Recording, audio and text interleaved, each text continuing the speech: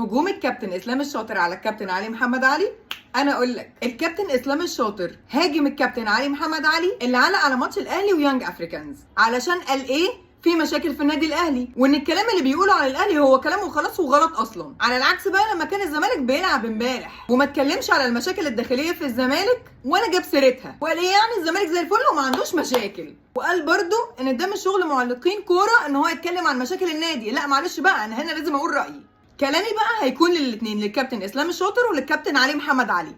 كلامي الاول هيكون موجه للكابتن اسلام الشاطر. بص يا ابو كباتن، لو احنا هنمشيها كده معلش بقى حضرتك ما تتكلمش عن اي مشاكل غير اللي تخص النادي الاهلي. معلش بقى ما تحكمش على الناس بحاجه انت مش عارف تعملها. ولو الكابتن علي قال كلام غلط يتحاسب عليه طبعا، بس مش كل واحد يطلع يتكلم يقول مين اللي يتكلم ومين ما يتكلمش. ودلوقتي بقى كلامي للكابتن علي محمد علي.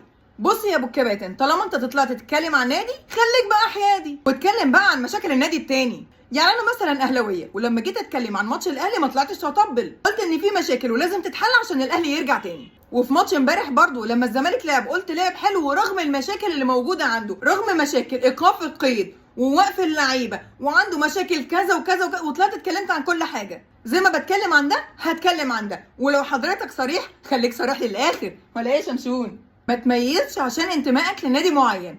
سلام.